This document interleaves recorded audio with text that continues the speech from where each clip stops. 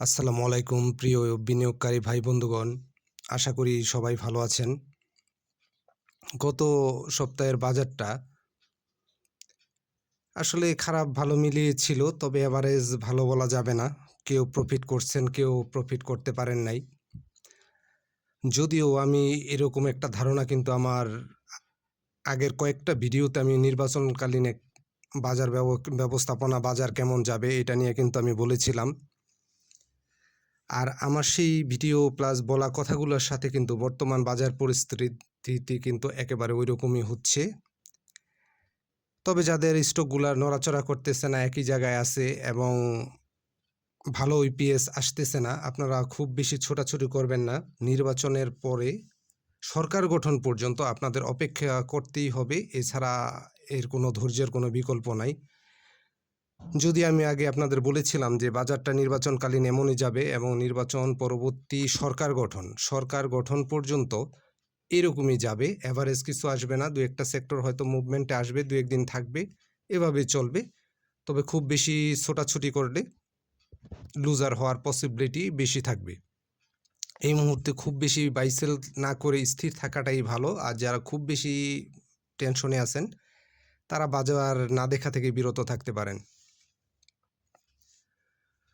আসলে বাজার যখন যে পরিস্থিতিতে যেভাবে চলবে এবং দেশের রাজনৈতিক পরিস্থিতি, নির্বাচন, এগুলোর উপর সর্বোচ্চ দৃষ্টি রাখতে হবে। এবং বাংলাদেশের বাজার স্টক মার্কেট কিন্তু খুব সেন্সিটিভ, খুবই সেন্সিটিভ। দেখা যাবে আমেরিকা বা ইরানের সাথে যে একটা উত্তেজনা, তার প্রভাবও বাংলাদেশে পড়ে। বন্ধ কোম্পানি, হাস্যকর বিষয় হচ্ছে যে একটা বন্ধ কোম্পানি যার উৎপাদন নাই তার উপরেও পড়ে। যাই হোক, এখানে আমাদের নীতি নির্ধারক যারা পুঁজিবাজারে আছেন তারা আসলে বিবেকহীন, তাদের কথা আর বলে লাভ নাই। তবে আমাদের নিজেদেরও বিনিয়োগ শিক্ষার দরকার আছে, আমাদের নিজেরও কনফিডেন্স লেভেলটা একটু ভালো থাকার কথা দরকার, আর নিজেদের ধৈর্যের পরিচয় দেওয়া দরকার। যাই হোক, খুব বেশি ছোটাছুটি এই মুহূর্তে করা যাবে না, কোনো শেয়ার লসে সেল দেওয়া যাবে না। আপনার হাতে থাকা স্টকটা অবশ্যই দাম বাড়বে। যদি সকলেরটার দাম বাড়ে হয়তো একটু পরে বাড়বে, কিন্তু আপনার স্টকটাও দাম বাড়বে। খুব বেশি ছোটাছুটি আমরা না করি। এই মুহূর্তে আমি 3টি স্টক নিয়ে আলোচনা করব। যদি আপনারা শোনেন, আশা করি কম বেশি উপকৃত হতে পারবেন। তবে যে কোনো স্টকই আমি বলি যে 7 দিন 15 দিন হাতে সময় নিয়ে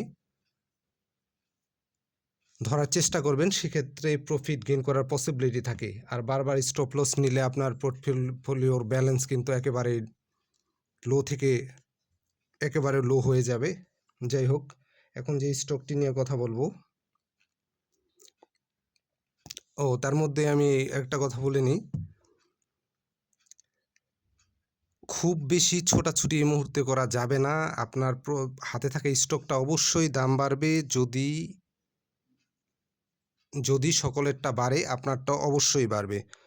খুব বেশি অধৈর্য হওয়া যাবে না, অধৈর্য হলে আপনি মার্কেট দেখা থেকে বিরত থাকতে পারেন। যাই হোক, এখন যে স্টকটা নিয়ে কথা বলবো সেটা হচ্ছে ইটিএল।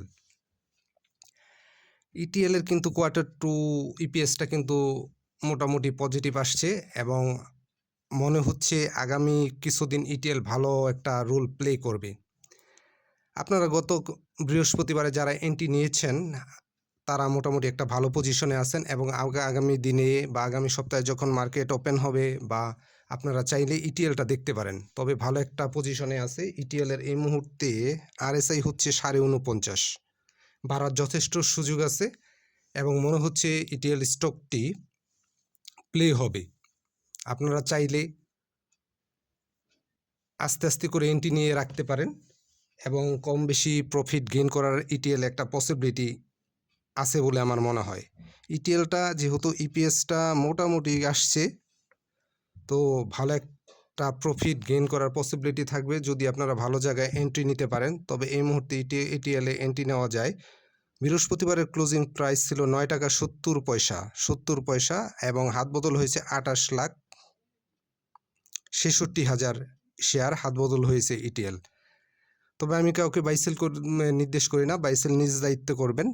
তবে ইটিএলের সব কিছুর বিবেচনায় আপনারা চাইলে ইটিএল এই স্টকটা আপনারা আগামী দিনে দেখতে পারেন। আমার মনে হয় এটা একটা ভালো রোল প্লে করবে এবং আপনারা শর্ট টাইমে একটা ভালো প্রফিট গেইন করার আপনাদের পসিবিলিটি থাকবে। এবং স্টক আজকে কিনবেন কালকে উঠে যাবে এরকম না, এভারেজ করার মেন্টালিটিও থাকতে পারে। তবে সব কিছু মিলিয়ে চাইলে আপনারা ইটিএলটা দেখতে পারেন। এরপরে যে স্টকটা নিয়ে আলোচনা করব সেটা হচ্ছে পেনিনসুলা। পেনিনসুলা কিন্তু অনেক দিন যাবতে ভালো একটা রোল প্লে করতেছে। যারা এটার মধ্যে ছিলেন আমি ধরে নেব সবাই মোটামুটি ভালো একটা প্রফিট গেইন করেছেন। তবে পেনিনসুলার যে স্মার্ট মানির অ্যাক্টিভিটিস তা দেখে মনে হচ্ছে এই স্টকটা বহুদূর যাবে এবং সিপালের বিকল্প হলে হতেও পারে। আমি আবারও বলি, পেনিনসুলা সিপালের বিকল্প হলে হতেও পারে। আপনারা চাইলে এই মুহূর্তে এই স্টকটি দেখতে পারেন। আর যেহেতু জেড ক্যাটাগরিতে দীর্ঘদিন ছিল, এখন বি ক্যাটাগরিতে আসছে। বিতে যেহেতু আসছে কম বেশি সে প্লে করবে এবং আমরা শুরু থেকে এটার মধ্যে কিন্তু স্মার্ট মানি লক্ষ্য করতে পারছি। বৃহস্পতিবারে এর ক্লোজিং প্রাইস ছিল 20 টাকা 90 পয়সা, 60 পয়সা পজিটিভ হয়েছে এবং হাত বদল হয়েছে 7,95,000 শেয়ার। তবে পেনিনসুলাটা আপনারা এন্ট্রি নেওয়ার পর যদি ডাউন ট্রেন্ডে চলে আসে সেক্ষেত্রে অ্যাভারেজ করেও আপনারা প্রফিট গেইন বা বেরিয়ে আসতে পারবেন। এই মুহূর্তে পেনিনসুলার আরএসআই হচ্ছে 61.60%।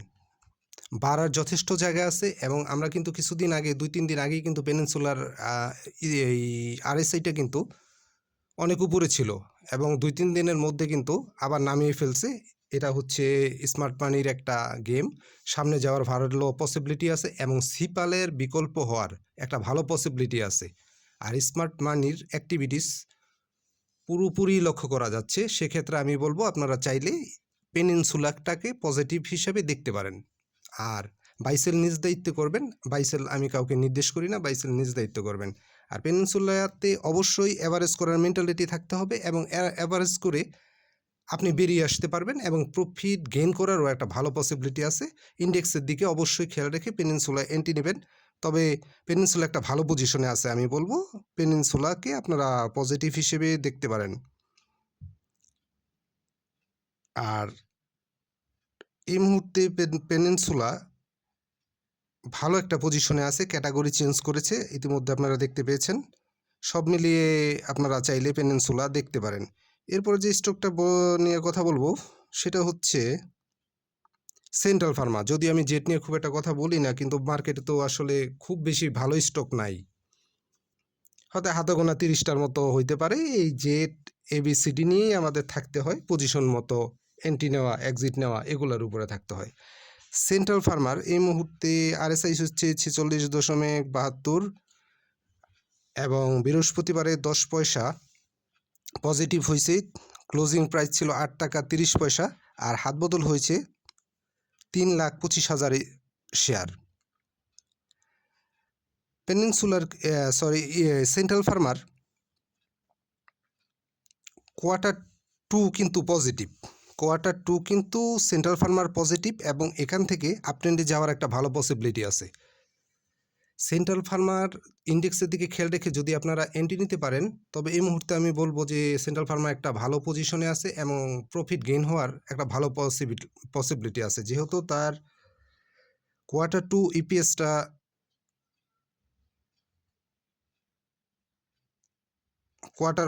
Q1 থেকে ভালো, তো সব মিলিয়ে কিন্তু চাইলে আপনারা সেন্ট্রাল ফার্মাটা দেখতে পারেন। তবে জেড ক্যাটাগরির শেয়ার ফান্ডামেন্টাল বলতে তেমন কিছুই নাই তারপরেও।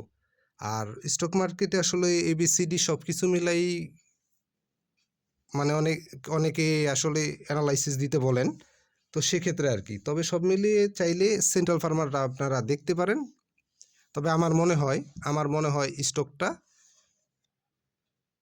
আগামী দিনে একটা প্রফিট দেওয়ার একটা পসিবিলিটি আছে। আপনারা যদি ভালো জায়গায় এন্ট্রি নিতে পারেন তবে সেন্ট্রাল ফার্মা থেকে কম বেশি একটা প্রফিট গেইন করার পসিবিলিটি থাকবে। তবে যেহেতু জেড ক্যাটাগরির শেয়ার, সতর্কতা অবশ্যই অবলম্বন করবেন। সব কিছু বিবেচনায় নিয়ে তারপরে আপনারা চাইলে সেন্ট্রাল ফার্মাটা দেখতে পারেন। অনেক দিন ধরেই নিচে আছে, এই মুহূর্তে আমি বলবো যে ভালো একটা পজিশনে আছে। সেন্ট্রাল ফার্মাটা চাইলে আপনারা দেখতে পারেন। আমি কাউকে বাই সেল নির্দেশ করি না, বাই সেল নিজ দায়িত্ব করবেন। নিজের পুঁজি, নিজের লাভ, নিজের লস সবকিছু নিজের বুদ্ধি বিবেচনা খাটিয়ে শেয়ার বাই সেল করুন। ভালো থাকেন, ধন্যবাদ।